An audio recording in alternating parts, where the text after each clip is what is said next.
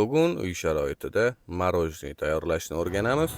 Mikserda xolodilnikda sovitilgan 35% uy qaymog'ini saxirli pudra bilan birga mikser qilamiz. Massamiz vazdushniy quyuq holatga kelganidan so'ng vanilin bilan zukshoniy moloko solib yana mikser qilishda davom etamiz. Endi mikserni past tezlikda mikser qilishimiz kerak, taxminan 30 sekund. So'ng idishlarga solib xolodilnikda muzlatamiz. Xolodilnikda taxminan 2-3 soat turganidan so'ng yaxshi qotmagan morojniyimizni olib yana bir marta mikser qilamiz. Bu kristallanishdan saqlaydi. Morojniyni yana muzlatgichga qo'yamiz. Eng kamida 8 soatdan keyin tayyor bo'ladi. Bemalol oila a'zolaringiz bilan tanovul qilsangiz bo'ladi. Hammaga rahmat, yoqimli ishtaha. Masalliqlar grammini video tagidan yoki kommentariyadan topishingiz mumkin.